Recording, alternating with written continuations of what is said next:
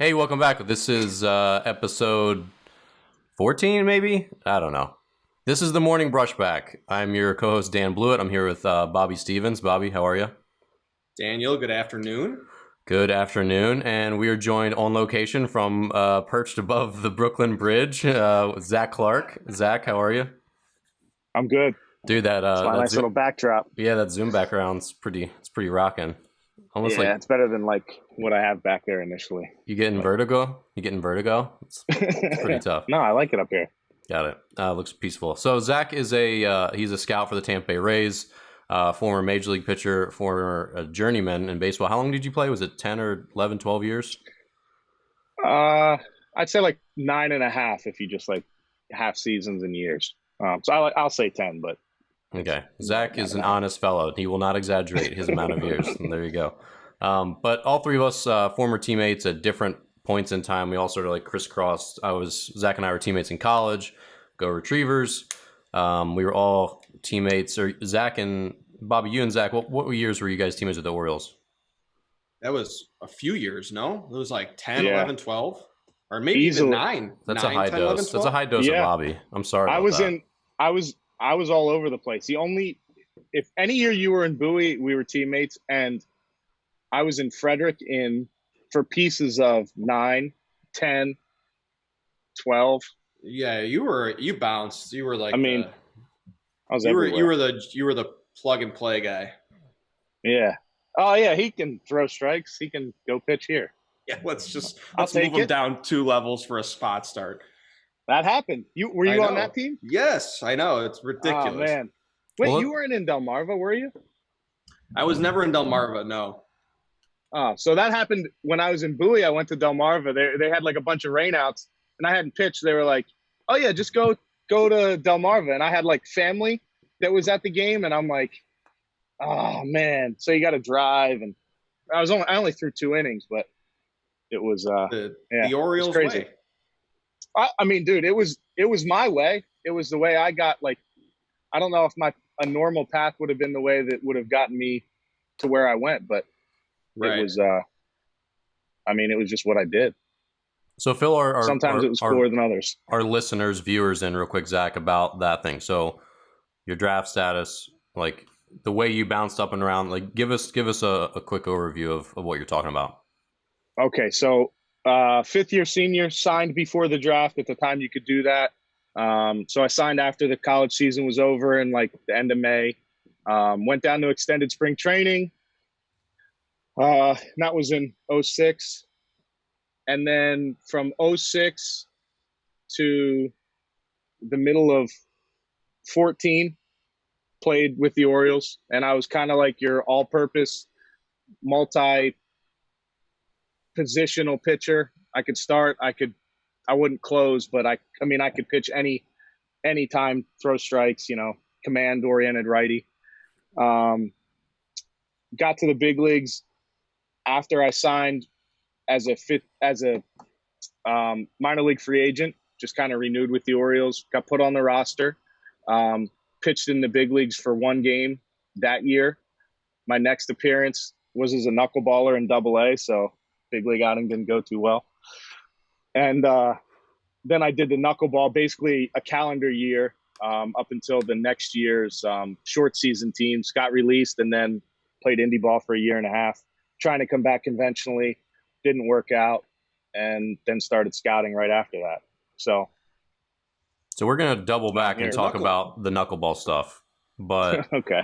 I mean, because that's like a story that we've like kind of talked about, but not really talked about that much on air. Like, for those of you listening, if you've read or listened to my book, Zach's in it. He's got a whole chapter about his story and the way our paths sort of intertwined. But it's really fascinating. But I want to come back to that later. The big thing I'd like to start with is, how did you handle being that journeyman? Because like when you talk about that real quick, people are like, oh, you got to play in AAA. Like you played in every level in 1 year, right? You played AAA, AA, every level in the same season. And that seems cool that they would throw you around, but like, what are some of the challenges being the guy that's always bounced around, not kind of being like as stable as some other players? Well, so when you're with guys that are like prospects, they're not moving those guys. And those guys kind of know where they're going to be. Not every year, but like they have a better feeling for where they're going to start the year, what the plan is for them. And then there's a lot of things that you don't know. And you don't, and not that you know everything about the prospects, but those are the guys that you're building towards. You're trying to prepare them for the big leagues. And I was not that guy. So, you know, if there was somebody got injured and they needed a pitcher and they didn't have somebody available or ready to promote, there was a chance that I was going to go. And that's how I ended up. I went from high A in the bullpen to starting games in AAA because a guy got a bat stuck in the back of his calf, a broken bat. Like, and it wasn't a horrible injury, but he needed, you know, a week to heal and get back into throwing and all that stuff. So I got 2 starts in AAA in my like first starting the year in full season. It was like my second full year in pro ball, but yeah, I mean, it forced me to have a good routine. Like kind of like when you talk to Win, he said you got to have a routine, and that was something that I realized like I need to have a routine when I'm a starter, which was easier. Have a routine when I'm a bullpen guy, and have a way so that I can be ready to pitch whenever they ask me to. And that was hard at first because it's like, this isn't fair, but it was an opportunity for me that other guys didn't have, you know, like there's a funny story when I went from high A to AAA. On paper, it just looks like a guy's going to AAA. You get called up to AAA, right? But like, I guess the guys that have been around a little bit would understand that I'm not staying there. I'm going to fill a hole. You know, it's an opportunity to pitch in AAA, so you can make the most of it. And if you don't do great, it's kind of like you're an underdog. You're not supposed to do great. Yeah. So guys were there was a rumor going around that I was going to get called up, that guys had bought me suits. And when I came back, guys were like, dude, that's messed up. What, like, what was it like? Did this guy buy you a suit? I'm like, no. But all the guys joking around in the clubhouse, you know, you got all the downtime, they're stirring the pot, getting people worked up. So it was, you know, it was funny that that guys got that worked up about it. But I mean, I was always forced to have a good routine and to stay ready for whatever I was asked to do. Yeah, and Bobby, you bounced around a little bit too, didn't you? Yeah, I was always bouncing around. I was always having a different role. And similar to what Zach said, it's like the headspace you have to be in to, you know, okay, I might get called up and play the bench guy for a week and then go back down and get to be a starting guy for a week and maybe start at shortstop one game and then go to, okay, you're in center field next game. How he described it as the mindset is a successful mindset for that type of role is it's just an opportunity. Like you're the underdog, just go out there and do what you do, you know, turn some heads, because that opportunity in my eyes is a lot better than the opportunity of being the guy that, okay, you're a low A guy this year. And if you play well, maybe we'll call you up in August and give you a few high A at bats. Whereas Zach, you know, they trust you enough to, all right, you're going to go up there and you're going to do your thing. And it's not going to be, might not be 6 shutout, but it's not going to be, you know, an inning in the third with, you know, 10 walks. So it's a good headspace to be in with that mindset of it's a good opportunity, you're the underdog. You know, the competitor in you wants to be that everyday prospect guy, but at the same time, if you can take that outlook of opportunity and make the most of it, you could force your way up the ladder. Well, didn't you skip a whole level? And it was like you were going to fill the hole and you did well and you ended up staying. Yeah, that was my first year. My first spring training, I was in extended for about a month and guy gets hurt. I was one of the older guys in extended. I don't even remember, honestly, who else was down there. Send me up. Had a really good month while I was filling in for one of the guys. And, you know, the manager basically, from the story he told me was that he told the farm director that, you know, I'm going to keep this kid here. He did well for us. Like he's good enough to play here, which was great for me to get the backing of that guy. in hindsight, maybe it wasn't great because he wasn't really looked upon too favorably by the organization. So, however that worked, if that had any negative effects on me, where the guy that nobody likes is backing you as a player. But it was great that somebody had my back and that, you perform well and somebody recognizes it in that underdog role. Gotcha. Dude, Dan, so I wanted to tell this story, and I told you, my favorite Bobby story is when they told him he was going to have a day off, and he comes off the bench and hits a home run, and I was like, dude, this is awesome. Like, it kind of summed you up. It kind of summed it up. Like, yeah, it was awesome. You're like, I got the day off. I'll get to, it wasn't even a day off, honestly. It was, so the situation was, it was like 2 weeks, 2 weeks left in the season. We're in Myrtle Beach. Myrtle Beach is a good spot to go out in if you're a visiting player. So it was at that point where I had just not been playing. Like, the guy that I took over for had come back. He was playing every game. Like, he needed his at-bats, so there's no days off for him. So I was just basically on the bench, hanging out every single day. So I decided okay, let's go out. And we went out, and the night got away from me. I mean, it was a late night, whatever. Come to the field the next day, and I was actually brought in the manager's office, and he's like, I was going to play. He's like, I was going to start you today. And now he's like, I can't start you now. Like, you're hungover, essentially. And I'm like, I'm fine, whatever, no big deal. So what was it? It was like a noon game or a 2 o'clock game, and we're sitting on the bench. Oh, it was 100 degrees outside. Not a good day. Yeah. Not a good day to be out drinking all night.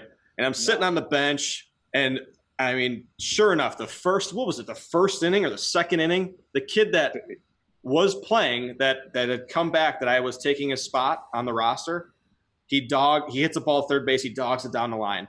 So the manager blows up, looks at me, he's like, you're going in. I'm like, oh shit, I'm going in. Sure enough, I get up like 2 innings later, first pitch I see, home run. I remember the game because we only got 3 hits that game, and I had 2 hits. And there was like a big team meeting afterwards, and then we went to Kinston. Where was Kinston? Yeah. Where's Kinston? North Carolina? South Carolina? I don't know where it's at. I think it's in North Carolina. So Kinston, and we have a team meeting there too, and manager cracks a joke about what had happened. But I honestly think if I had done terribly that game, or if I didn't perform nearly as well, like I probably would have been sent home, or at least fined or something extreme. But yeah, we only got 6-tool player. I mean, we were facing the kid that was pitching was a lefty, and he was in the big leagues the next year. Like he was. Was it Oberholzer? No, it was Sam something. This kid named left. I'll look it up and I'll remember. But first pitch I saw, I mean, that ball, I don't know why it looked like a beach ball to me. I could barely keep my eyes open. Took it 331 down the line. No, dude, it was a laser. It was I crushed. It was awesome. It was like, as a player, you're like, yeah, you're like cheering for Bobby. You're like, the situation. You're in the locker room, Yeah. And you're like, oh my gosh, this is going to be, it's just going to be good watching. You're like, something could happen. You're like, he could just like wear one. He could not swing. Like anything could happen. It was all pure entertainment because everybody knew I felt like shit. And it was awesome. And honestly, what made part of that story too was what was going on in the dugout right after I got put in the game. So I got put in the game, and Rick Zagoni was pitching, if you remember that. Yeah.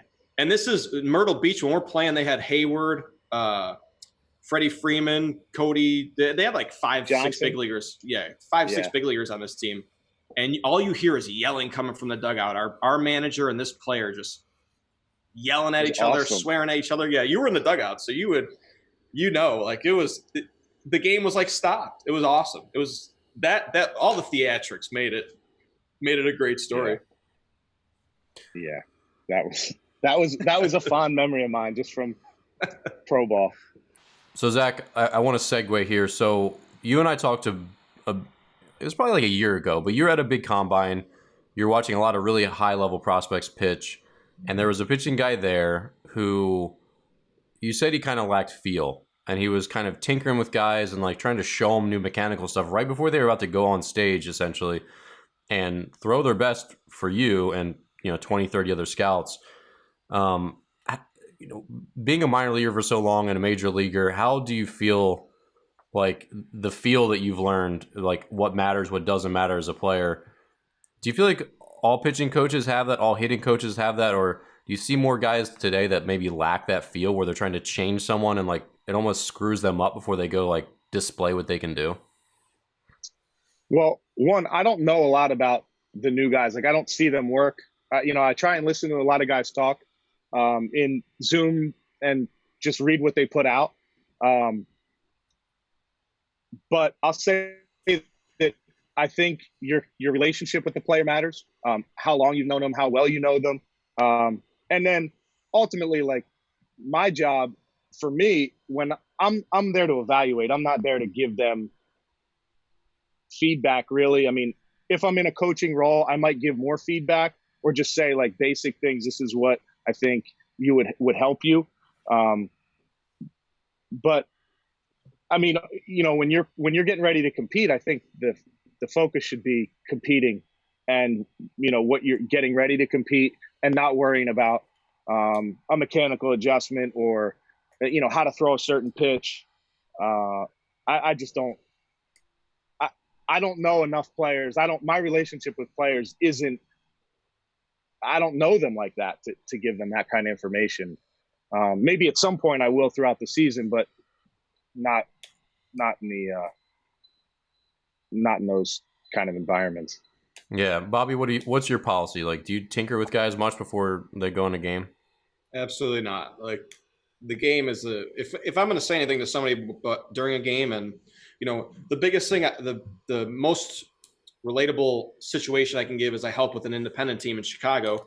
So I'll coach first base for a lot of the home games. I won't travel with the team, but I'm out there. I throw batting practice. And guys will ask questions. Sometimes you're just, standing around and guys are BSing, similar to how when we played. And the big thing is we never talk mechanics. I mean, if we talk mechanics, it's a very minor adjustment. And basically it's those guys just asking what I can see from my vantage point, which is, if I'm throwing batting practice, I'm looking head on. It's not, hey, why don't you turn your hip closed a little further? Like I'll never do that because I don't want unsolicited advice if I was the player. But at the same time, if they, there's always good dialogue, and we've all been in the locker room. Like we're always talking about certain things and certain stuff. I just would never give the, in-game advice of, hey, like spread out a little bit. Like your stance is way too wide. It's an approach.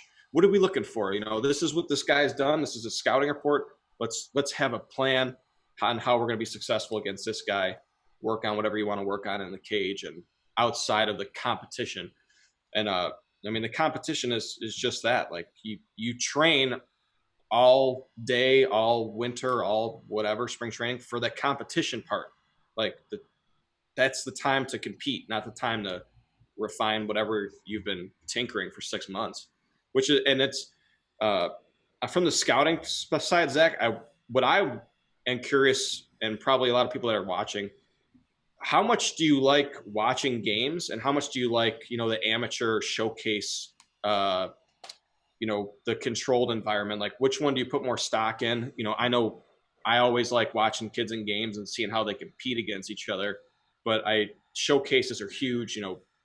Whatever situation you guys had talked on the phone about, that's a showcase environment where they're specifically there to get seen for tools. So, as a scout, what do you like more or what do you prefer? Well, and before he answers that, Zach's being like his less animated self about that story because you're pretty fired up about it. You're like, dude, this guy is trying to change these kids before they go out and like showcase themselves for 30 scouts at an important event. He's like, this guy needs to stop what he's doing. Like, yeah, I didn't have, so I was kind of like in that situation, like the guy, like he could have been telling him the exact perfect thing. I didn't know, but all I knew was that these guys are about to go into a game and it just didn't feel right. Like the bullpen prior to the game is where the pitcher's trying to get locked in. And like I said, there may have been some past relationship or something like that that I wasn't privy to, but just in general, when you're trying to have a pitching lesson before a game, it didn't seem like the right thing for me. Yeah. All right. So an example, and this is kind of talking about what Zach said. I have a prep shortstop that went to a showcase, and for my money, this kid is a high level shortstop. Like he's got tools. And I tell him, like, look, when you're throwing, like, show off your arm. You know, you're at a showcase it. So I look at the numbers after the showcase, and he throws 89 across the diamond, which is a good number. No, don't get me wrong. That's a strong arm for a 16-year-old kid. But we've had him up to 92, and he tells me when he comes back, he's like, I go, did you let it loose? And he's like, no, the guy that was standing, you know, calling out the numbers said, don't throw it as hard as you can, be accurate. And I almost lost my shit, and to the point where I wanted to call somebody there, because these kids are paying $200-$300 to go to the showcase, and then you got guys at the showcase telling them not to show off their attributes to the fullest extent. Like, I'm getting heated just thinking about it. And guy, like you said, you don't know what this guy is telling this kid, but he could be telling him, hey, don't try and throw hard, try and locate. And you're back there with the gun, and the kid's throwing 84, and you put the gun away, and like, all right, next guy. When he could really maybe throw 94. You know, who knows? Who knows what these guys are saying? It's just, at some point, just sit there and let the kid perform. Yeah. Well, so to answer the question about what I think the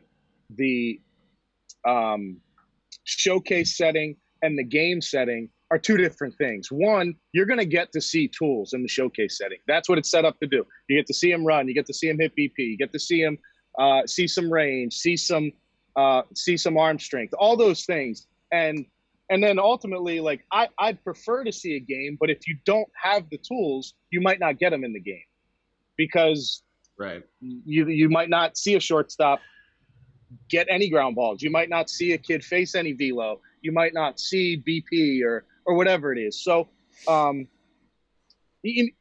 as a scout, you get both most of the time. I mean, you do get the showcase setting, whether it's a scout day or going to a practice, or with the high school guys, you get, you know, you see the showcase and you can see the games too. So I think it's like trying to balance them. I mean, you want baseball aptitude, you want instincts, you want those things, you want to see them just so you have a feel for the player.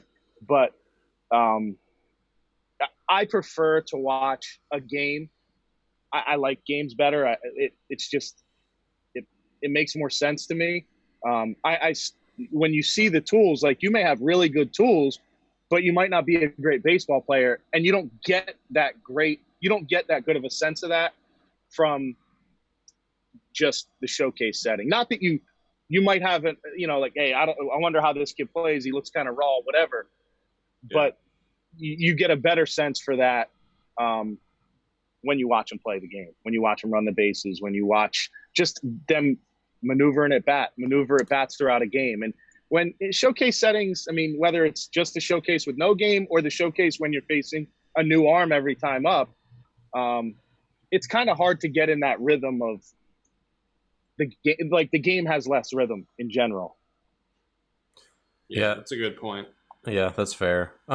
Bobby, how often does a guy actually, so like, we've talked before about showcases for like infielders, and a lot of times I feel like you see infielders just take a ground ball and then it's like mega crow hop, and then they throw it as hard as they can across the diamond. Like, does that have any relevance? Like, if you throw, I mean, Zach, what do you do if you see that? You see a kid like fields the ball as a shortstop and then just kind of like stops being a shortstop for a minute and throws it as hard as he freaking can.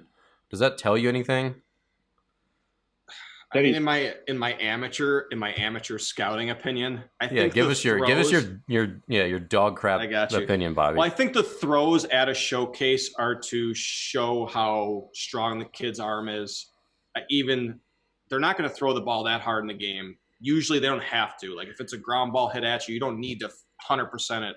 But I'm always looking, when I'm watching guys in the infield, I'm looking at their feet. I'm looking at how their body's working and how they're getting in the position to throw.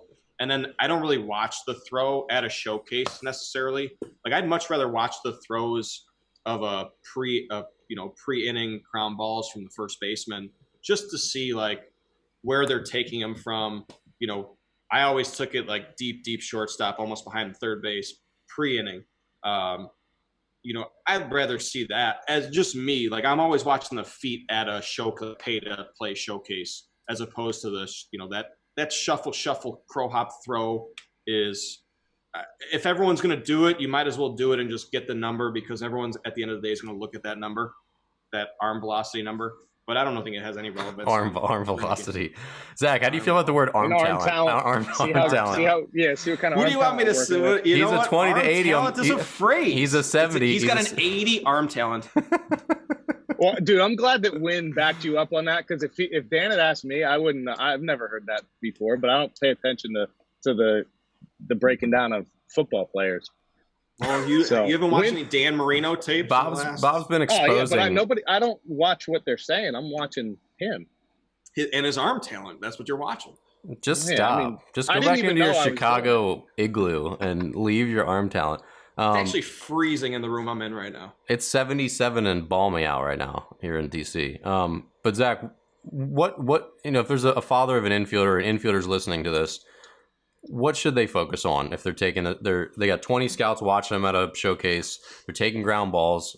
What should the kid do? Just like be his normal self, or like field the ground ball and throw it. I mean, dude, look, the way ground balls are set up is for you to showcase your ability. So you field the ball in front of you field the ball to your backhand, show off your arm, you field the ball up the middle, you come in on a ball, like all those things, they're all there to see body control. I mean, if you don't have arm strength, like you still got to get the ball to arm talent, please. If you don't have arm talent, you still got to get the ball to first base. So, I think each person, depending on what your skills are, like if you're a guy who's got really good hands and moves really well, like that's what you're going to show off. And if you're a guy with a good arm, like I think having arm talent is important, but I also think that when you take 5 steps and shuffle, it really just shows arm strength, and it still has to be usable by being able to have a clean transfer, getting rid of the ball quickly, having your feet under you, all those kinds of things. Like if you can pitch the ball from the hole, that's not a realistic play to me. I mean, nobody does that. So, and I understand that, but like you don't get a great feel for much other than arm strength, really, or arm talent, wherever. I mean, arm talent plays. I'd say focus on what you're good at, and if you're showcasing, you should be ready to showcase, not the hardest part, I think. The hardest part, I think, at these showcases is the batting practice aspect, because the guy throwing batting practice is usually throwing to 100 kids. And if you don't get a good round, like I've been that guy that's thrown to 50, 60 kids in a row. So you have no arm talent. Yeah. Well, I know that there's like 2 or 3 kids in that group that I just completely effed over because I didn't throw them one decent pitch. And it's like, you feel terrible about it. I know as a scout, you're looking at a lot more things than just the flight of the ball. But if this kid's not getting anything to hit, you feel terrible as a guy on the other side of the showcase. Speaking of ending kids' careers, sorry, go ahead. I'll come in afterward. Well, dude, I played a position in college. Like I hit a bunch of BP off like questionable BP throwers. And I felt like that's no excuse to not square the ball up. Like, okay, maybe I'm not showcasing my big power, but like, is your BP that bad where you can't, like, if you legit don't get a strike, people notice. Yeah, I think that you have to be able to kind of make do with what you got. Every situation's not going to be ideal or perfect. And if they are, that's awesome. That's great. And hopefully you capitalize. But if not, you still got to be able to play. You still got to be, do what you're doing in BP. Yeah, that's also a good point of view. So Zach, this was going to be a good segue, and then Bobby jumped in. Good job, Bobby. Unsolicited advice from coaches or other players. So kind of like doubling back to your career. So your last season, when you and I were teammates, you were coming back from being a knuckleballer the previous year, trying to be a conventional pitcher again, found yourself for the second half of that first season, and then you came back the next year, showed up at spring training, banged up with your shoulder, so you weren't healthy, trying to find your feel for your mechanics, and you struggled. And a lot of guys were giving you a lot of different pieces of advice, and you were pushing back. So tell us about that situation and that whole dynamic between whether it's coaches or your peers giving you advice that maybe you do or don't want, or maybe they do and do or don't understand like the thing you're trying to do. Well, I was in a spot where I was searching. I mean, I was hurt or just not 100%, maybe expired might be the right word. And I was trying to get back. Like I was trying to come back, and I wanted input from people that I valued their input. And it was a sticky situation because as teammates, I valued those guys, but I don't want everybody's input on what I need to be doing. Like there were certain guys who I trusted and that I felt like had an understanding of me and what I had been through and what I was looking for. And then there were guys who just wanted to tell me what they thought I should be doing.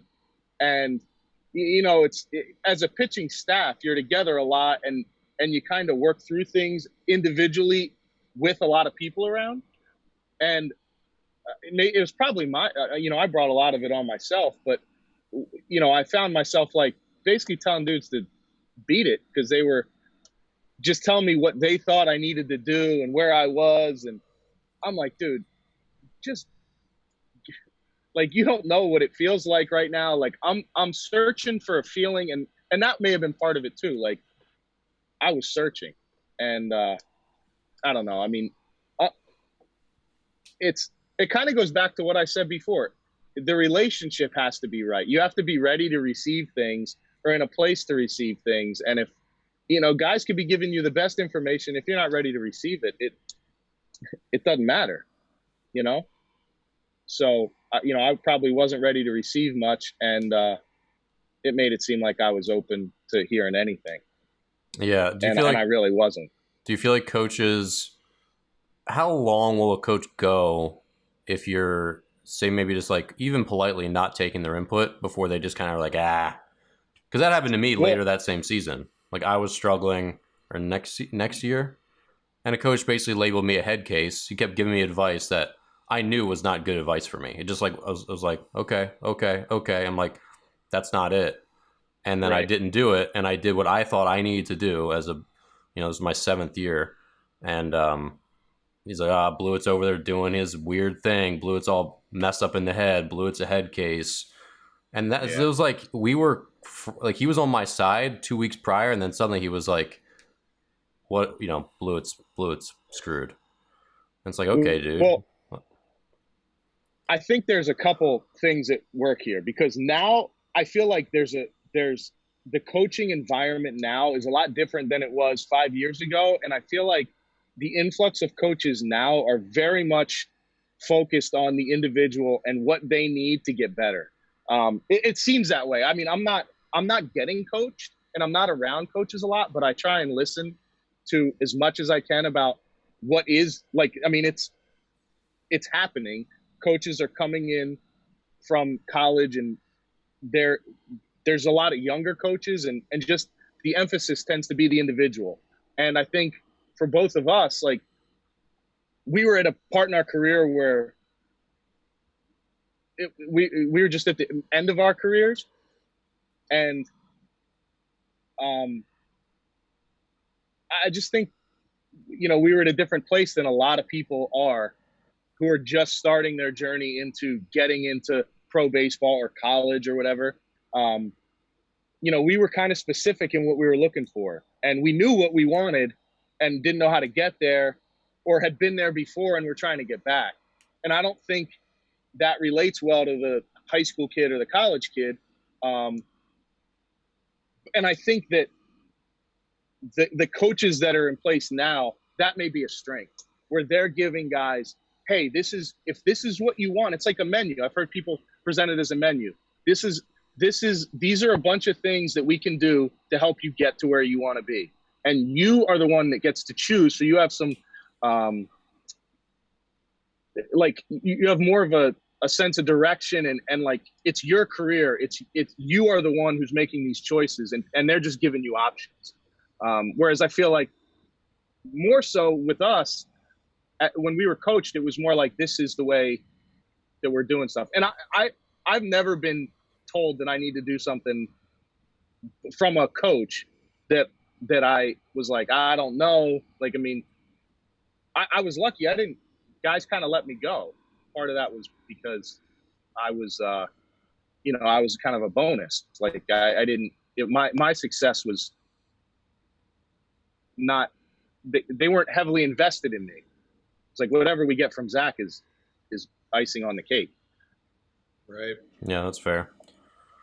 Well, Bob, go ahead. That's interesting. No, that's just interesting from Zach's perspective. It's like at least from my time in professional baseball, it's the best coaches I ever had basically were just there as sounding boards for what you needed and what you expressed that you needed. Like I can't remember any really good coaches that I had that sought out like me or anybody else and told them like, hey, you're not doing this right, or you're not doing it this way.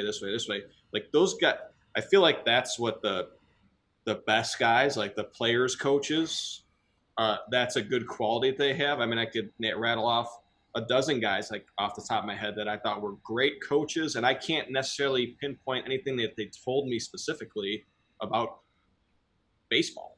I just remember them being there as a like almost in my toolbox. Like if I wanted ground balls and if I had a question, those were guys I could go to and I could trust that their input.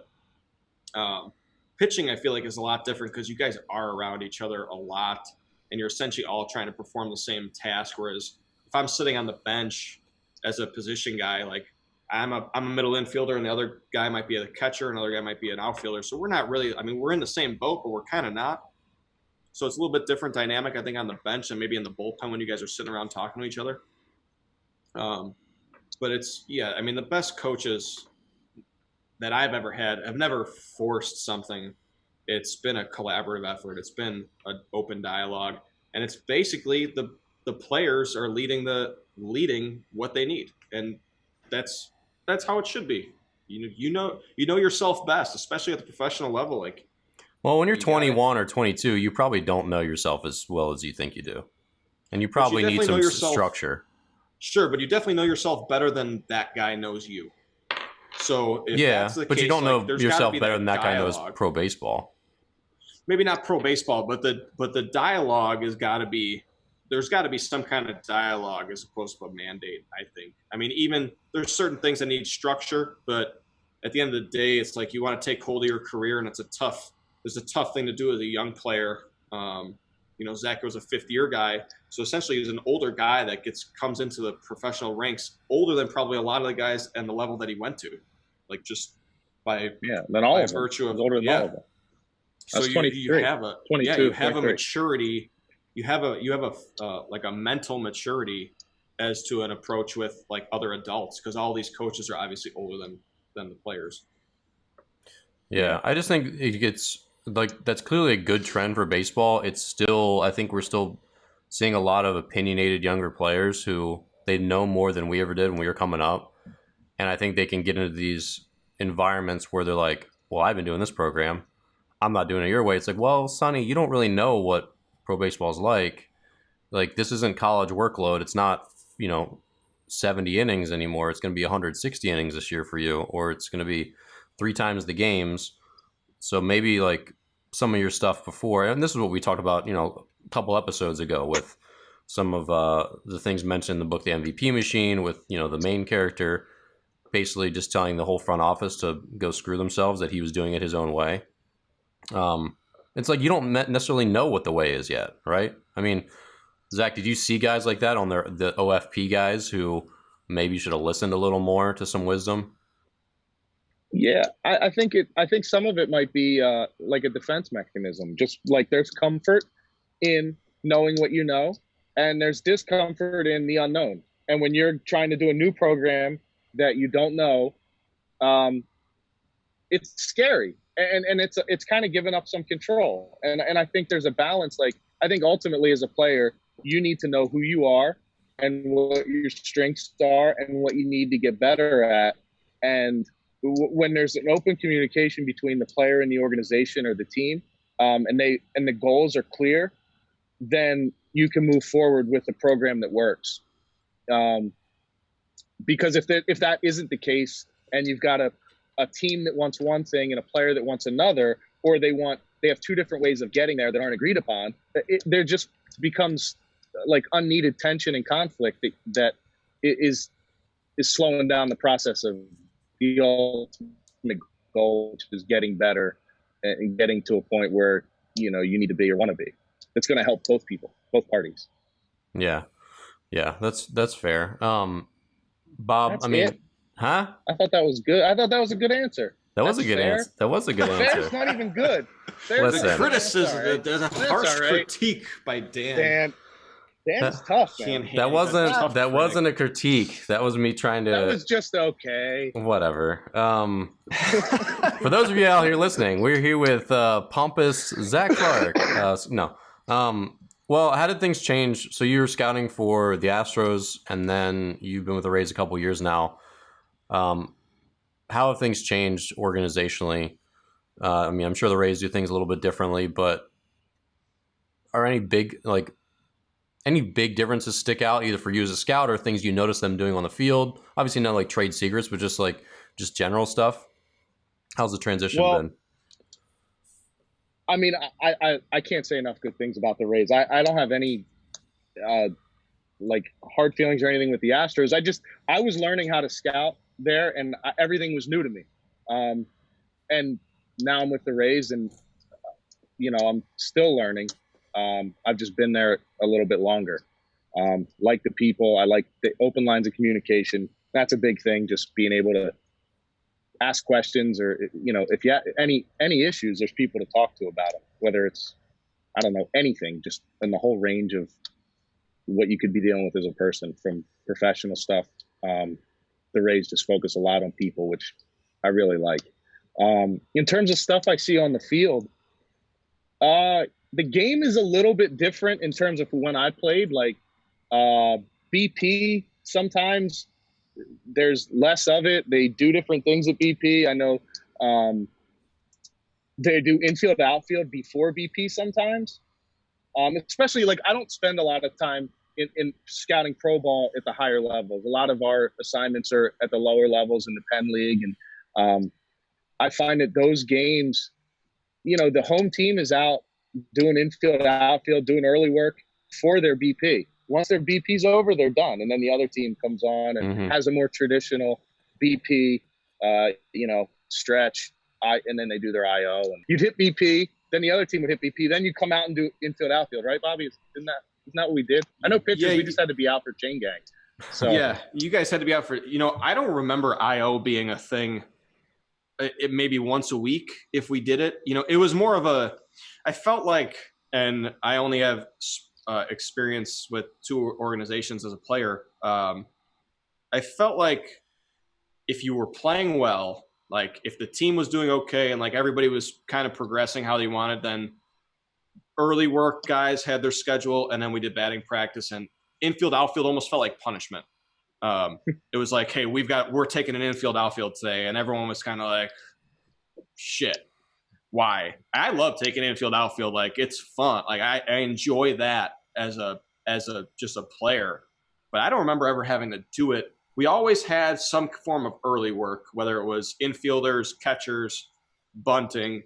Somebody had early work with the coaches, and a lot depended on who was in town. The rovers, the roving guys, and the infield guys in town. The infielders had early work because he had something he needed to emphasize. It's good to hear that, not from just you, but Wynn talked about the lines of communication and clear path seems to be much more prevalent now than it ever was from when I played. And maybe it was just my status as a player, as not a prospect, essentially. But it feels like the game is definitely trending towards communication. Open line, this is where you need to be. Love we open have lines. an actual Open lines are the best. Open lines of communication. Give them the keys. Street. Give them the keys to the car. Give them the keys to the boat. Make sure they got that arm talent. Bobby's collecting buzzwords. I have a whole toolbox full of buzzwords for you guys. We're gonna make arm talent shirts for sure. I'm gonna make them. It's gonna be hideous. I feel like communication is just as I don't remember IO being a thing that we did. I feel like we did it on Sundays. I don't know why Sundays sticks out to me because we never took batting practice on Sunday. I feel like IO was a thing on Sunday. Well, when you skip levels, that's what you remember. You just up with the big prospects, guys. the prospect status. My signing bonus was so big I could afford to demand IO if I wanted it. Hey man, once you sign, it doesn't matter. It's where you're at. That's true. You would hope at least that's the case. Yeah. So let's go ahead. Let's go back to the knuckleball. So people don't know anything about knuckleballs. And there was, I think this moment's past, but I feel like 3 or 4 years ago, there were a lot of people who were like sending YouTube videos themselves in to be like, hey, I can be a major league knuckleballer. Look, watch me do this thing. And it's like, no, never will you come on our field. Who was the guy? Do you remember that there was some, in the majors? There's a few of them. There are a couple. Are there any active ones now? Yeah, Stephen Wright, R.A. Dickey, Eddie Gamboa for a little bit. Hey, name dropper. Yeah, I mean, no, he was a knuckleballer, dude. Like he was. Sure. Who's active right now? He might still even be playing somewhere. I think he's in Mexico right now. Yeah. I'm trying to think. There may have been. Oh, there's another dude with Mickey Janis. Oh yeah. Yes. He was in the Atlantic League. Is he really? Yeah, I think with the dude. I'm not 100%. He got signed by the Mets. Say the Mets out of the Atlantic League. He might be with another team then, because or he's with the Mets still, but he's still playing, I think. Yeah. What about the knuckleball? Well, so you switched to it, and people. I don't think anyone has like a realistic understanding of like what that takes, and just how there's no handbook for it. There's no coaches that can really like help you do it. So like, what was that? Yeah. So, number one, explain the circumstances from which you suddenly became a knuckleballer, because we glossed through that, but that's an interesting story in itself. But then, how was that transition? So they basically had asked me, like, look, I'm paraphrasing and kind of like shortening it up, but like, look, man, you do some things well. You can field your position, you can hold runners, you understand the game, but your stuff doesn't separate you from anybody. We can go off and get anybody like you off the waiver wire. So we like you, and we want to give you a chance. Would you throw the knuckleball? And like there had been some stuff where I had thrown it. I threw it for Phil Necro in the spring training, and I had just thrown it enough so that people knew that I threw it. But I'd never thrown it in a game. And basically, when I got designated for assignment and taken off the roster, they asked me like, hey, would you come back as a knuckleballer? And I was like, man, I'm 30 years old. I've had 2 shoulder surgeries. Like preparation to just be at the level that I wanted to be on a daily basis for my shoulder took a lot. And it was kind of exhausting. And I thought this would like kind of alleviate some of that just like strain of. You just hang out and just go like throw beach balls. Yeah, I mean, there was more to it than that. Like, you still had to do stuff, but it was like I didn't have to worry about if I threw 87, even though, like, I mean, 87 was like good instead of like 87 not being good. Yeah, 11-year-olds to 87 now. Like it, yeah, everybody's throwing hard. So I was like kind of in the mindset where like I just had a taste, and I was under the impression in my head that like I could do it. And I felt like I could do it. I think I underestimated how hard it would be. And it was hard. It was really hard. I mean, I had to learn. I learned so much about myself. There were times, and I've told you this, Dan, where I felt like somebody dropped me out in the middle of the ocean with a blindfold on and was like, hey, go swim the shore. And I'm like, nobody even wants to talk to you. Nobody wants to tell you anything. Like because they don't know, and they don't want to give you the wrong thing. I had coaches that I really respected. Like, dude, what are you doing? You could have gone to somewhere else and pitched normally. What are you doing? I was like, I kind of was like looking at it as a way to bet on myself. I just wasn't good at it. Like I needed more time. I don't think I gave myself the best chance to be good. I tried to change my mechanics, and really I shouldn't have. I mean, going back to Eddie Gamboa, like he threw the knuckleball like he pitched conventionally, and meshed the knuckleball into that. And I tried to change myself to to be what I thought a knuckleballer was, and it wasn't the right thing to do. I mean, it just wasn't good. Well, and for those listening, I mean, like Zach's saying, like he tried to do it and he wasn't good, but like your knuckleball was like well known as being like filthy, like like that's why they made you a knuckleballer. So I know you like just kind of moved past that, but for people listening, Zach, like I remember I caught it once, I think in college, and people didn't want to play catch with you when you'd throw it because it was like it defied like all that was holy. It was like sorcery. Like you'd throw it and it was like kind of hard like for catch, but then it would just like literally take an 18-inch right turn. You're like get that away from me. That's gonna hit me in the nuts. Like it's gonna hit me in the face. Like what the? Get out of here. Like don't throw that to me ever again. Like that's what your knuckleball was. That's why the Orioles gave you a chance because they said that you're the best knuckleball of anyone that they knew of, essentially. Yeah, and yeah, I mean. Yeah, but it takes more than that. For granted, no, it does, and I think I got away from that. Like I tried to make it, I overcomplicated it by trying to be. I thought I had to become a knuckleballer, and like, oh, Bobby, you got the nice background. You mentioned the beach.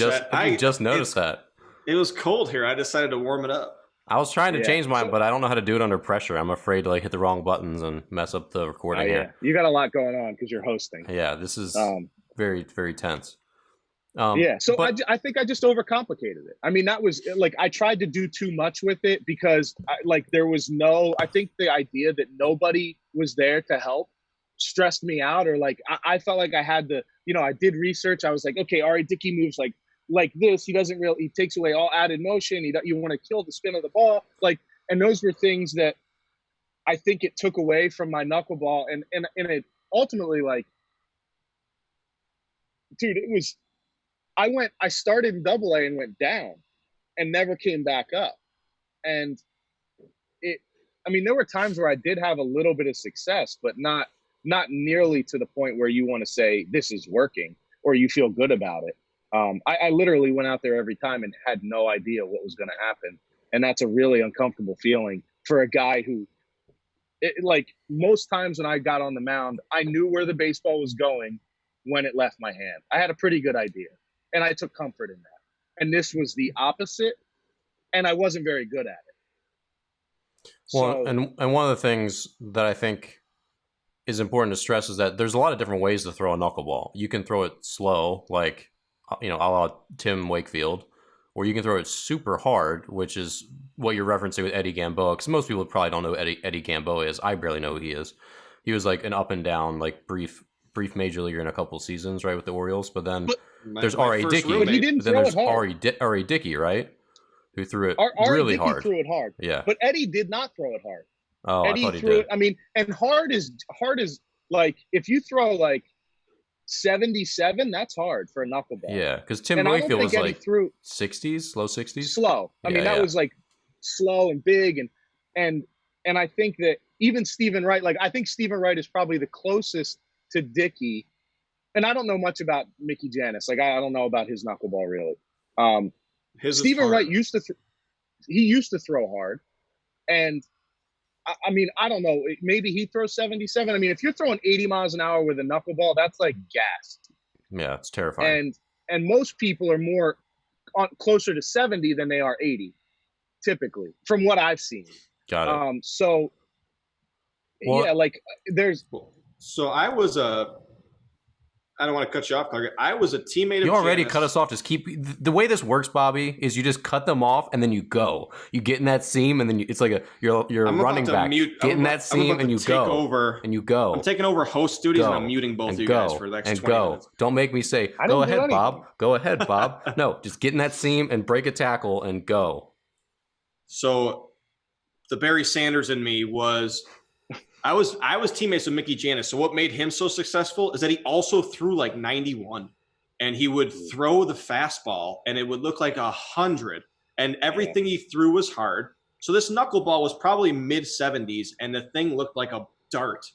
Now, Eddie Gamboa was my first roommate in pro ball. And Eddie never was he always had a knuckleball, right? Like the guy would throw the knuckleball and you'd handcuff you and you get pissed off because he's bruising your thumbs.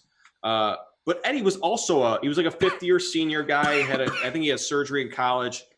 never overpowering, but always like you two were very super similar. feel. Like, super Can good manipulate feel for the pitching. baseball, cut it, Yes. sink it, spin it.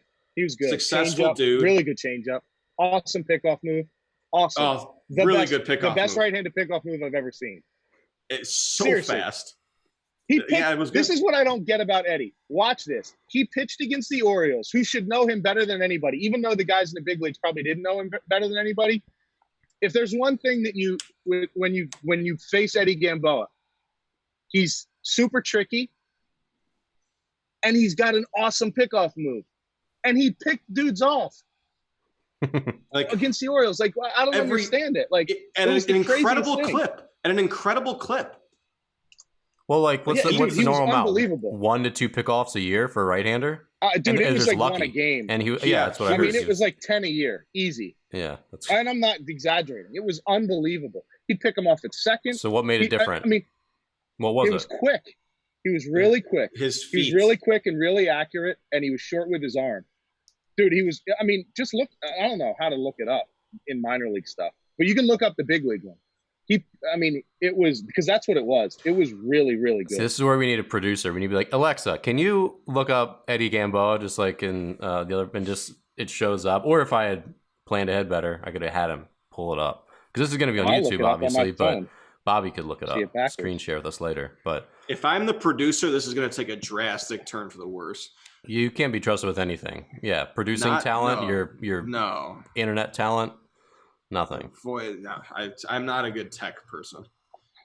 Well, and so, but that was one of your challenges, was trying to figure out, can I still throw my regular fastball? Can I mix in conventional stuff with a slow knuckleball? I mean, like, did you go full in to the knuckleball?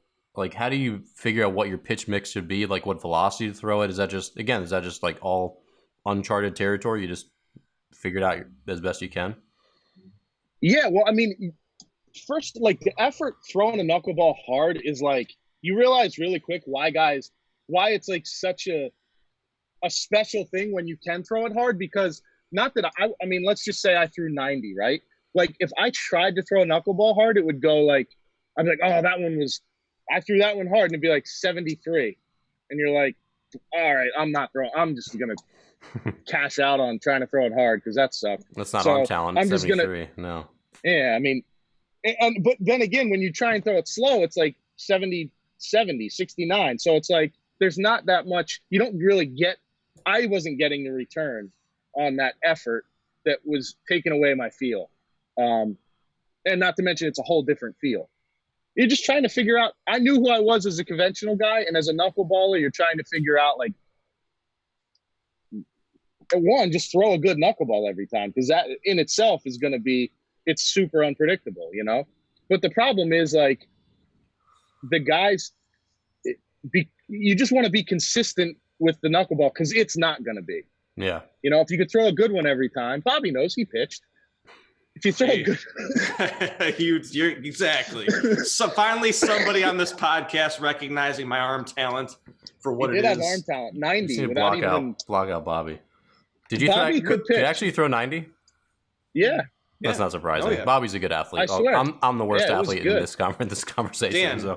Dan, I can remember striking out professional hitters and just with a grin from ear to ear on my face. Like I wasn't out there trying to like get the game over. I was lobbying to pitch. Like if we were down 15 runs, he would warm up down the sideline without being asked. He's like, "I'm ready, coach. Put me in." Did you pitch for Camden one year? I think you got an inning with us. I did. I think pitched you did. And there were like 2 big leaguers in that lineup, and I wanted to strike those guys out. Yeah. Well, you know what's funny is they mentally take the bat off. So anyway, they do take the at bat off against a position guy, but nobody wants to strike out against a position guy. Like you just want to get through that at bat. True. The funny thing is, I feel like we brought in with the Orioles a knuckleball coach when they asked you to transition. Do you remember that? Was that Nico? He was probably there. I mean, that was a thing. I don't know if it was just the Orioles, where every level they had a guy trying to transition to a knuckleballer. Well, there were a couple, and so I learned later that the Rays had a knuckleball like experiment going, and then Eddie ended up going to the Rays. Right. And I think the Rays had another couple guys that were they were working on like converting them, or guys that could throw one and pitch. And dude, it's such a hard thing. I mean, it's such a hard thing. Like, and Bob, you might be able to answer this as a position player, but I know as a pitcher, conventionally, I took pride in having a good tempo to my games. Everybody was always engaged. The fielders, I feel like they felt like they were going to get a ball and they were going to get some action. Right. And guys, like, I'm not saying that I could control whether guys made errors, but it sure felt like when I was throwing the knuckleball and like I was just behind in counts and the game just the pace was so much slower. There also seemed to be more errors, and I think it as a manager, like when you're just like forced to make these decisions that, like, if a guy's cruising, you don't have to think about anything in the third inning because he's cruising. Like, maybe he had a long fourth inning, but you're not thinking about taking him out in the fifth because he's still got control. With the knuckleball, it was like, you're just like, oh my God, dude, we're only in the third inning. He's 2-2 on everybody, or 3-1. And the fielders are like getting ready. By the time you get ready, you're like, oh my God, another ball. Like, it just seemed like the pace was so much slower and so much harder to get into. And that's like, it was just a hard, that very in itself difficult. Was hard. Yeah, it probably puts the whole, as a position guy, the whole team on edge, where I know like one game this summer with my team where it feels analogous. Like with younger players, they can just hit this point where if they like, don't find themselves, they just implode. like a build, it all crashes down. And you, as a coach, so this happened to me once. We were in Cincinnati. We were already like a short staff because we had some injuries in the winter, and we had our starting pitcher out there, and he gets 2 outs, and then he walks a guy, and then he walks another guy, and then he walks another guy, and you're like, after 2 walks with 2 outs, like you don't do anything, and it's the first inning, and then after 3 walks, you're like, this isn't good. And then after 4 walks, you're like, well, that's not good, but it's only 1 run. He walked 8 batters, and I had to pull him out in the first inning. Got to get the closer out, man. With every hitter, you're like, is this really the time? Like, I have to go get a guy warmed up? And I feel like that's kind of the same thing where if you had a knuckleballer who's really inconsistent, and it's always just like 3-2-3, like you just never know if this is gonna, like you said, this is the time where you have to hook him. Obviously, that's a much more extreme example that killed me. Because I felt, at that point, I felt like a bad coach. I'm like, well, I hung this kid out there for a 40-pitch inning, but at 20 pitches, it wasn't a nightmare yet. And then at 30 pitches, it was becoming a nightmare, but then it takes 10, 15 more pitches to warm somebody up in the bullpen, even if they're fast. But anyway, that's just like the hazards of youth baseball sometimes. But the knuckleball experiment is, what people don't realize is you were put into Double-A, which is the most competitive minor league level with the most talent, and told, hey, do something you've hitting never talent, done arm before. talent, speed talent, run talent, catch talent. They had lots of catch talent. The best looking guys, the tallest guys. It's everybody everybody you want to put in a room is in Double-A. But here, go do something you've never done before, while also being surrounded by a team of guys that are basically knocking on the door of the big leagues if they perform well. Mm-hmm. So you're there's so many working parts of that story. We say moving parts here in America, but working parts sounds good too. There's so many moving parts, and you weren't given maybe from my perspective like a fair shake at it. Fingernail talent. You need a bit longer fingernails. Your fingernail talent was too short. How important is grooming when you're a knuckleball guy though? I feel like we've talked about that. All right. Well, I don't want to this is kind of embarrassing, but I'll show you this. I bite the crap out of my fingernails, right? So this is what I would always throw. I'll blur that out. Knuckleball. So I would throw 3 fingers, and anything that anybody caught prior to me pitching in a game with a knuckleball was no manicuring, nothing, right?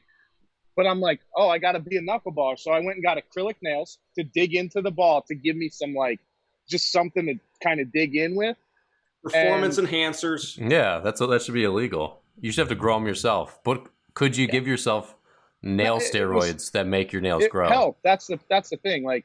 But it was I was scared. You know what? Honestly, what it was is I was scared to just go do it the way that I had done it to that point. Like I thought that I needed to do more. And I think like as a lesson, like I learned that lesson multiple times. Like it's not, you don't have to do more all the time. Like dance with who brung you. Dance with your stubby nails. Yeah. And because I'd have days where I would have days where I'd be throwing, and I had one of these in AAA that year where I was like just messing around, throwing a knuckleball, just like goofing around, passing time, and I didn't have it. Like I couldn't get it to knuckle, and I was like, thank God that I am not throwing knuckleballs, because today would not be a day, and where I could like do anything. I don't know how to, troubleshoot a knuckleball. Like as a pitcher, you're like, oh, if I'm arm side high, like okay, do this, and this, or make that adjustment. I didn't have that with the knuckleball. So I was trying to like gain control, and I didn't know what I was doing, to be honest. I mean, it just didn't work. And I don't know. I mean, I had no checks and balances, and I know, Dan, we've talked about this too. Like when I got into trouble, it was when I got away, conventionally or with the knuckleball, is when I got away from what I did well. And then I lost sight of where I was and how to get back. And once I started to have more success in my career, I was okay with who I was. I came to grips that I was never going to be a hard thrower or like a guy who just blew guys away or get a ton of strikeouts. And I got really good in my mechanics, and I really tried to master that. And I was lucky that I had the opportunity to do that, because I was, in my mid-20s. Yeah. And, I mean, to Bobby's point, like, I don't think I didn't get a fair shake. I mean, dude, I got an opportunity, like we talked about before. Like, if I went to AAA as a conventional guy and sucked, I got an opportunity. I just didn't make the most of it. Well, I had a chance with the knuckleball, and I just didn't make the most of it. I mean, like, it's an opportunity is an opportunity. What am I going to be pissed I started in AA? Like, yes. Like, yes. No. Zach, like if I had done it normally, you come onto this show, you get pissed off. No, I mean, I just should have been better. That's what I if any, it's me. It's not their fault for believing in me to start me in AA. Like, it wasn't. I just, was it right or wrong? I don't know. It's what it was. Like, I wasn't gonna worry about that. I was trying to be good at it. Yeah. Unfortunately, it was like I felt like I was pitching naked, and but. Now that'd be something. Like I said, I think I made it harder than it needed to be, and it's taken me a while to kind of come to grips with that. Well, and it's also just a situation where you didn't have anyone helping you along either, like, and you're the kind of guy that just takes responsibility, which is refreshing, giving our president today, who's never done anything wrong. Oh, here we go. Which I mean, that's a very valid point, but. A lot of people could feel a lot of different ways about it, and the fact that you still say, like, look, I could have done better, which is, hearing the whole story, probably not like how most people would have write that off. They'd probably be like, man, that was really hard, and no one was there to help you. It's just unfortunate, but you're still just like, I could have done it. I should have done it better. If I wanted better results, I could have done it better. And I think it's, that's still just like an admirable way to go about it. And I think that's hopefully what people take away from this in part, but. And to your other point is that, see, I'm just going to keep going here, Bobby. Just cut you off. That's how this works. You know what? Just keep going. I'm on the beach right now. I don't care what you get. We don't need to. But, like, one thing, because, like, Zach was a mentor to me. You're a couple years older than I am. And when we played together, I don't remember the exact game or why, but there was a point where I, like, was trying to hit a spot, and I got hit around that game. And we were talking maybe either later that game or the next day. And I was like, yeah, I just, like, was trying to, like, locate on the outside corner, and you're like, stop doing that. Stop trying to, like, hit spots. And I'm like, but that's what good pitchers are supposed to do. And you're like, no, you're not good at that. That's not what you do. Just, you're better at, like, blowing it past a dude, like, going up, going in. Like, when you try to hit spots, you suck, Dan. And I'm like, okay. So, but, like, to your point, no, I very vividly remember that day, even though it wasn't like a big game or anything. But I had little bouts of that where I was like, I can have good command, and then I try to, like, spot the ball up, like, on the corner, you know, like you would do, or like some other good command guy on our team. And I didn't walk players. Like I go 50, like my best season, I was like 50 innings, you know, 12 walks. Like I didn't walk guys, but I wasn't throw it into a Dixie cup like people talk about.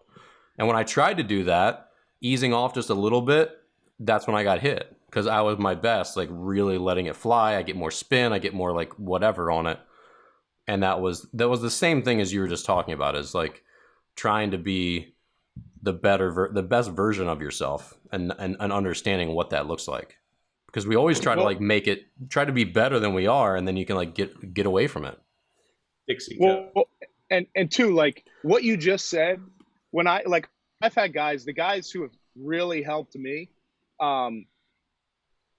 they would say, just go up there and focus on the mitt and throw it there. And that's what it is. That there's no other part. Anything else is just extra. It's noise, whatever. It's a distraction. And you notice that when you start focusing on the task at hand, then all the other things that you want come into play.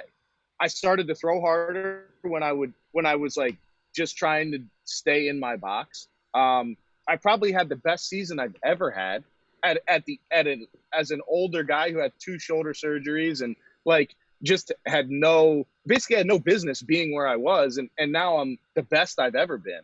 And I think all that comes from just kind of like constantly being in the moment, and being able to allow yourself to get there, because when you're focused on other things, they take away from the task that you're trying to do.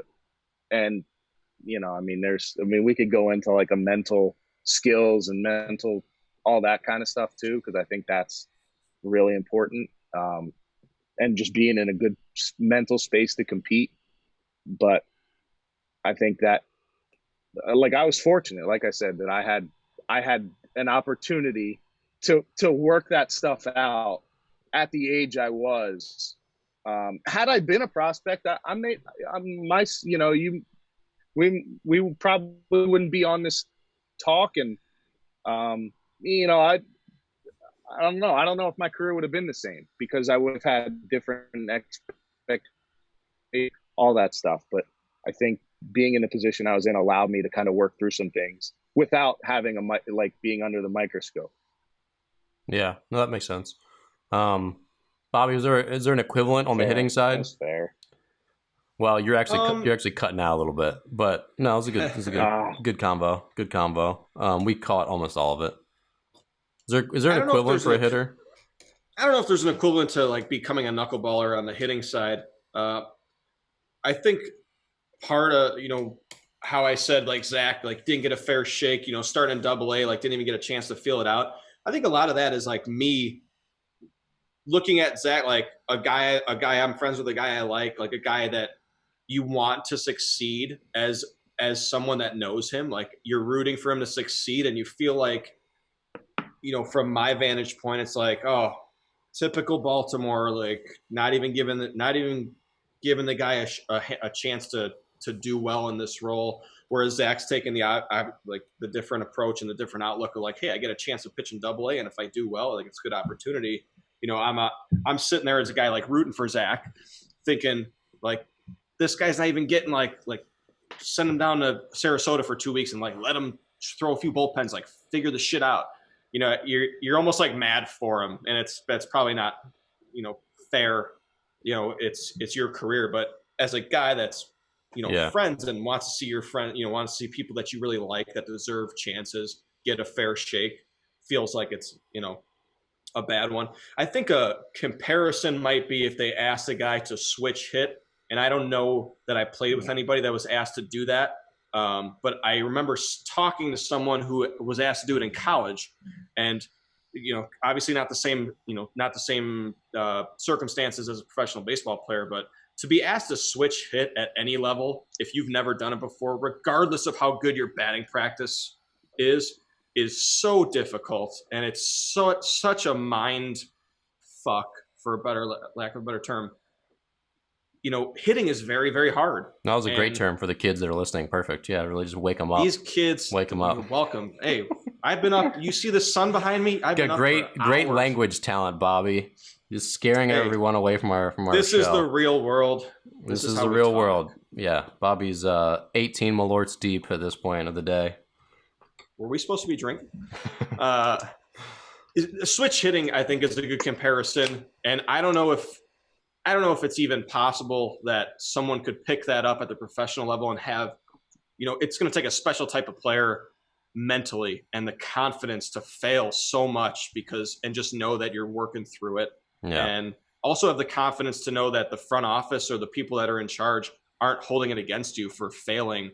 And I'm only hitting 100, but I have to hit lefty because 90% of the guys I face are righty, and I'm a natural righty, so I can't, I got to do it how you're asking me to do it. There's so many outside factors. It goes back to what we talked about before. Do you have trust in what the front office is telling you, and that they're going to give you a fair shake at what, at this opportunity? Like, am I going to get a full season of lefty at bats and come back without it affecting my status in the organization? Or am I basically like a trial run and, hey, you've got one season to hit 280, or you're going to be, find a new job, find a different organization. I think switch hitting would probably be somewhat comparable to, getting dropped in the middle of the ocean, like Zach said, like a knuckleballer. But nothing could prepare him for being asked right after after the ultimate high that I feel like he probably had of pitching in a big league game and reaching the pinnacle of, a lifelong dream, to be told, hey, everything you've just done to get to that point, we're going to scrap that and you're going to go and do this. And Yeah, it's pretty crazy. Just a total, like, okay. You're just like a deflating moment, maybe not necessarily deflating, but like a whole, like a shock to your system. Well, dude, I think in a way it made it so getting a taste. If they had asked me prior to that, I don't know if I would have had the same answer, because I hadn't, once you get a taste, then you're like, I just want to get back, dude. Like, I want to be there. That's where I want to be. That's the place, that's where it matters. You know what I mean? Like, that's what that's the goal. So if I hadn't had that taste of that, then I might not have been so willing to be like, yeah, I'll do that. Because I just wanted to get back. And then, you're not like, well, let's think about this rationally, Zach. Like, that's knuckleballs are pretty hard. And, just like breaking it down, like, I was like, okay, I can do this. I can throw a knuckleball. I'm older. I'm not going to have I don't have the same arm talent I used to have. No, you don't. So, like, let's try and do this. Let's take a bet. I'm in a position to bet on myself. Let's go for it. And like I said, I wasn't good at it. Another comparison might be like someone like Rick Ankiel, who's highly touted, comes up, has success in the big leagues as a pitcher, and then is all of a sudden, hey, you're going to be a hitter now. Go back down and make it back up. And I got to imagine making it back up as a hitter had to feel so good and just such Was he he was a high school draft pick, right? Yeah. Arm talent and bat talent. Oh, swing talent. Speed, talent. Talent everywhere. Yeah, that's hard. I mean, yeah. Well, and as you were talking, as you're blabbering on, Bobby, it's funny that you talk about the different ways guys get their big league debut. Just going back to like helping someone be in the best position to succeed, which again on like Bobby's side, maybe AA wasn't the best place for you to succeed, but on Zach's side, good opportunity. Because we had two other teammates. Steve Garrison got his first inning with the Yankees in the ninth of like a 8 or 9-1 game. And I think that's typically what they try to do. I mean, correct me if I'm wrong, that they try to get guys their first inning at bat in a low pressure situation, just so, like, they know how much it's a crazy experience, obviously. But then our other friend, D-Ray, Daniel Herrera, his first big league appearance was bases loaded, no one out. And like a situation that mattered, like a 7th inning or something. And he was like, luck, well, buddy. Here we go. And he punched, I think he punched 2 guys out and got out of it with no runs. And so that's that same thing. Like in hindsight, he could have got like that could have just been a mess or whatever, but he got out of that inning, and it was like, this kid's good. Like let's go. And I think that probably helped his stock. And I think he would agree that like that was like a big moment. Like, show up and just do it. Let's do it. So yeah, I can see it being on both sides. Because if he gets hit around there and it's just like a mess, you'd be like, oh, you really kind of set him up to fail. Right. But he didn't. I think but he guys didn't. know that. Yeah. I think that more than that level more than any, you're trying to get guys to set them up to succeed, especially the guys who have never been there before. I mean, that's the goal, because the more good big league players you have, the better you are. Mm-hmm. And there's some guys. Good logic, Zach. That's not good logic. What? The more good players you have, the better you are. No way. If Bobby's just using the word logic, it's a good day, because it's actually not in his vocabulary. So I've been reading the dictionary. Good. Yeah, this is good. Oh. Well, I think there's two good uses for cyborgs in the future, and Zach will get your input on this. One, throwing BP. Do you think there will be a point where we create our own robots to throw human-like batting practice? Two, because I feel like the Rays would be into that. They're into like doing cool new stuff. And two, what was the other one I was thinking of as we were talking? I don't know. I'll think about it. But first, is throwing BP, like live BP, which is something I think teams are thinking about doing. I have no idea if the Rays are doing that, but throwing this live BP, do you think that's feasible? Like, where do you get the human arm talent to do that? To run humans out for big leaguers every day? You're saying, like, where do teams find people to do that? Yeah, where would they? Do you think that's a thing that might happen in the future? Like, batting practice might evolve to where every day before games 1 through 162, major league team has their BP pitchers that go out there and actually throw like legit, like, I'm pitching against you, like in the 90s, like whatever. 60 foot. Yeah.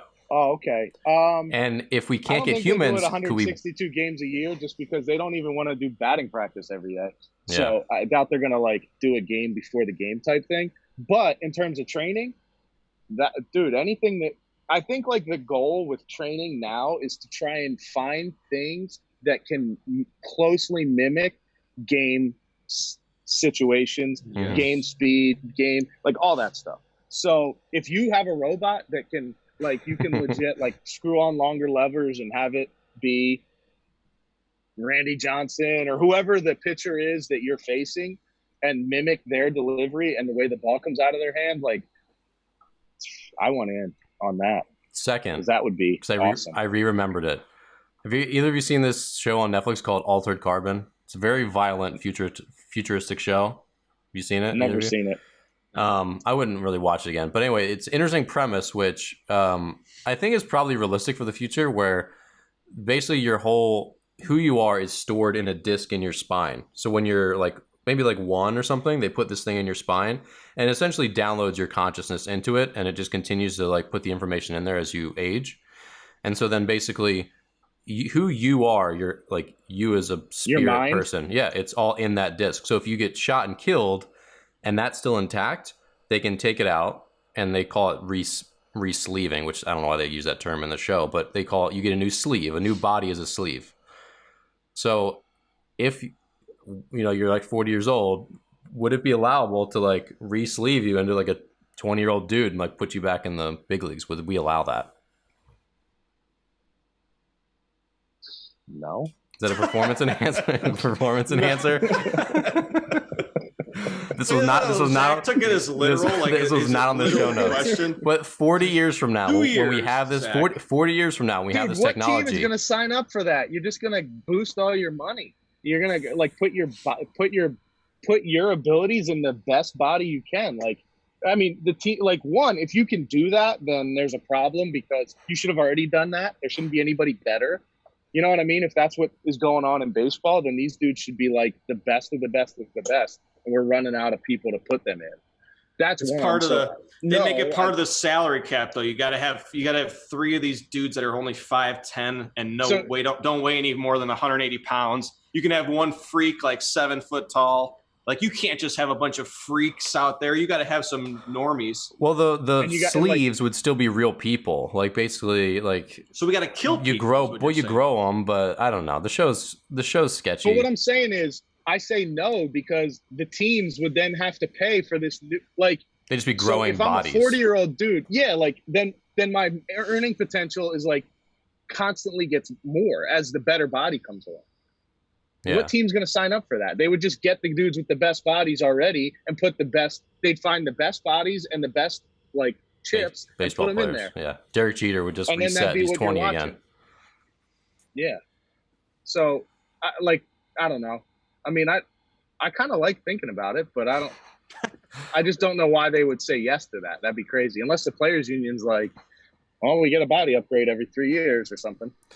Well, it's interesting to think about because even if you did that, so like take Derek Jeter as an example. If that technology existed, clearly they'd want to put Derek Jeter's spirit back into a new body, right? But even if it's a super athletic body, it's not going to necessarily like want to move the same way Derek Jeter did. Like he had a really unconventional swing. Like he inside outed a lot of stuff. Like I was watching a little ESPN thing on him the other day, and his swing, like I think would get eaten alive on hitting Twitter today. Like barrel doesn't wrap around his head as much as it should. Like he's kind of unconventional in a lot of his actions. So then if you put him in a new like robust, fit 22-year-old super athlete, Joey Gallo's body, does he know how to use Joey Gallo's body? You know what I mean? Like, is it good or is it weird? We don't know, Dan. What do we call him? Do we call him Derek? That's what we'll be studying then. Do we call him Joey? No, we call him Derek. What do we call this new? According to Dan, he's gonna have his own name. What do we call this new thing? He'd wake up and be like, "Look at how much swing talent I have." Like, it's like Space Jam. Yeah.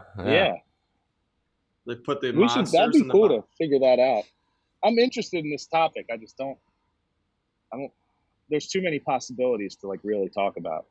Well, if you had your choice of '90s shortstops to take their chips, who do you want? You want Jeter, Nomar, A-Rod, Tejada? Just give me A-Rod. No, A-Rod. But A-Rod's already got. What if you could put Jeter in A-Rod's body? Dude, A-Rod was just the body. Give me Jeter's brain and A-Rod's body, or give me But then you got to call him Derek. Then you call him Derek. It's no longer A-Rod. I'm just saying D-Rod? the body. You're asking about the body. I'm taking A-Rod. A-Rod physically. What about Cal? What about Cal? Cal Ripken, 6'6". Great. Give me his brain. But whose head of hair? It doesn't matter. Yes, it does. I got a hat on. This Matt. Do you got scalp? This guy's giving interviews. He needs more scalp talent. You need more scalp talent. He's the face of your franchise. They can't be going bald. He is. He's a full luscious. He's got to be doing a shampoo like Troy Polamalu. I mean, as far-fetched as this sounds, I think it's actually like somewhat in the realm of like, why wouldn't we try to develop that technology? Like that's it's like a way to live forever. We as a species, as humans. Well, say because I'm not developing any technology. Like I watched that show and it was really violent and I like wasn't into the acting. It was just like it's a weird show. You can watch it on Netflix. So if you're out there, it's called Altered Carbon, and it's a weird show. Again, it's hyper violent, but like I watched it solely because I was really thinking about the whole premise the whole time. And I think it was the YouTuber Marcus Brownlee, he's a super smart guy. And I think he was saying like, yeah, that's for sure like what's going to happen. And there's someone else that I was listening to on the web who was like, clearly like technology is going to be used to help us live longer and essentially at some point live forever. And seems like a very viable way to do it because ultimately what's in our brain is some sort of computer and like we're going to start to figure out like what makes it, right? Wouldn't that and at that point, if you can put on a microchip, on a microprocessor, like here's Dan, but he should have died, but now he's in a new body. Well, how weird would that be if they did pets and you had your pet, but it was like a different look, like you had a dog that was like a golden retriever, and then it was the dachshund. Well, and that's what's disturbing about the show is that it'd be so weird. And that's what's really disturbing about the show is that most people can't afford to have like a good sleeve if they get killed. Like it's a super expensive thing. So like the rich people, they have like an incubator of like they're growing their same self, right? So when they die, they just get a new 32-year-old, 34-year-old Dan, whatever. Everyone else, they don't have that. So you might be like a 6'4" black dude and you got killed, and now you're like a 5'2" Asian girl, and that's a thing that happens a lot in the show, and it's really strange and creepy and weird. They're like, "Oh no, that's not you, mommy." And it's like mommy's like some big dude now. It's wouldn't that create it's a lot one of the violence? disturbing parts of the show. Probably like Clark sees some 6'4" dude that's pretty big, and he's like, I could use that, and he just takes his chip out and like, throws it in the ocean and puts his own chip in the body, and now he's huge. Like I said, the show was extremely violent, so it all seems like there's not gonna be any sports played. There'll be too much blood in the streets if we get there, I guess. I don't know. Sounds like a good time. You'd be the first one to go. You've no Oh, no way. My chip fight talent. Yeah, you kidding Dude, Bobby's quick and strong. Yeah, but that doesn't matter when you. it's like martial law. It doesn't matter how good you are at anything. You just get like a knife in the side of your neck by some random dude. Look at where I'm at right time. now. Nobody's coming to get me. I'm disturbed. I'm on the beach. Yeah, people could sneak up on you easily right now. And there you go. Well, yeah, but like that's why you stand in the corner. And it's funny. I'm thinking about this because yesterday I went out for a walk and I sat, and I like everyone's a little bit bored at times, so I sat and meditated, which I hadn't done, and I did it the previous day, but I've only done it twice in the last while. But I was like, I had my backpack with me, and I was like, I'm still in the middle of DC, and there's still a lot of sketchy people around. So I was sitting there, like, but my back against a tree, and I'm like, I need to open my eyes every handful of minutes just to make sure, like, Can't really meditate with that going on, Dan. No, it wasn't the best place. I did it in a park where there were like more people around. We were still very social distanced the other day, but in that situation, I'm like, someone could be sneaking up on me. Yeah, someone's gonna steal your chip. Well, or your camera backpack. I just open my eyes in my bliss, and like there's someone like holding a knife to me. It's like, I'm gonna take your backpack and all your computer stuff in it. I'm like, all right, see ya. Well, that's what you get for trying to meditate in a park. Yeah. Well, there's a lot of parks in this was like a little strip of grass where it was in a really nice neighborhood near where I live versus like a park. Meditate on the sidewalk, I mean. Versus like stupid. You're like a dog. That's like where dogs go to the bathroom when you're trying to meditate. This is true. Yeah. Well, all right. So there's holes. There's holes in my daily rituals. All right, fine. You're exposing me. Whatever. But we got ushered out. Bobby, have you been walking around Chicago much in your quarantine-ness? No, Jenny and I have walked around a little bit. Are they shooing people out of public spaces? Are they like telling you can't go there? Actually, yes. Yeah. So that's the thing is like there's yellow caution tape around the entrances of parks. I've never seen so many people walking around my neighborhood as I have in the last week and a half, where people are just out and about, stopping at the fences, like talking to each other. It's like everyone's social now. We're all best friends because no one's working and we're all locked in the house. It's funny though. We were walking by the park and it's like the squad car comes up on the park, like drives up and basically driving past all these people that are sitting in different patches of grass and telling them to leave. Yeah. Like, get up. See you later. It's an odd time. It's an odd time everywhere. I mean, we live in odd times currently, but it's been weird walking around the neighborhood. Like I come to work to my office essentially to do some stuff just to get out of the house, and there's no traffic, which is a nice byproduct of what's happening in Chicago. But it's weird. There's a lot of weird stuff going on just in general. Yeah. Zach, how are your 18 children holding up? They're good. They don't really I'm sure they wish they were back at school, or the ones that are in school, but they're good. The younger ones like being at home. They like having their brothers and sisters around, but I don't know, man. 4 kids. How's your oldest? What are the ages of your crowd? 5, 3, 2, and 11 months. No, almost. He'll be a year on the 21st of April. Man, so 5 is the oldest. Yeah, she'll be 6 in August, but I mean, she's in kindergarten. Like, I'm lucky because I don't have like big time school to do. I mean, she still has stuff to do, but it's kindergarten. It's like reading, little basic reading, math, spelling. I'm just glad I'm not stuck at home trying to do like stuff I can't. Yeah. Well, Zach, appreciate having you on the show today. Thought it was a good conversation. I know last time we did this a couple years ago, I feel like we didn't get as deep as we both wanted, but I think this has been easier with Bobby because we can just like throw nonsense off of Bobby. It comes back and just eases the conversation around. You know, he's like our point man / punching bag / whatever. You know, Bob. I'm here for I'm here Bob's to help. here for us. For you guys. He's here. He's a team player. Yeah, he's a team player. Yeah, I'm not trying to be the host of this. I just want to be, I want to be a cog in the, in the greater good. He's got group talent. He's a facilitator. Yeah. Keeps us moving. But make me an arm talent shirt. Somebody needs to design. No, I'm glad you brought that up because I was starting to chuckle to myself. A lot of times if you see me smirking when I'm not talking, it's because I'm thinking of something. I was thinking of what the arm talent shirt would look like. It'd probably be like our morning brushback colors, but it'd have like arm talent and it'd have like a rainbow or something like that. I'd wear that. It's going to be, we'll design it. I'll print it up. I have easy access to do that. So, well, Zach, how can people follow you or follow you or find you on the web if you'd like them to? I mean, you can find me. I don't even know what my Twitter handle is. I think it's Z_Clark. Might be a 1. I got like I don't even know, like a multicolored background. I don't tweet. I mean, I'll follow guys, but the man's incognito. But what we're probably going to do here on the podcast is have a lot of our more well-known, our friend guests kind of come back and do like little panels down the road. So you'll probably hear from Zach again here on the show.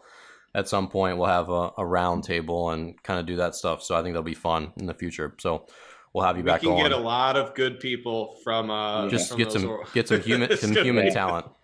There's gonna be some dangerous conversations. Yeah, some really funny ones too. But thank you for listening. If you're out there on Twitter or YouTube, we appreciate you being here. Definitely subscribe to the channel, share with a friend. We're also on Spotify, iTunes, all those podcast places. So if you're out there, feel free to leave us a review. And again, just thanks for being here. Bobby, you want to send us off? From the sandy beaches of Chicago. Thanks for listening. All right, we'll see you next time. Thanks, guys.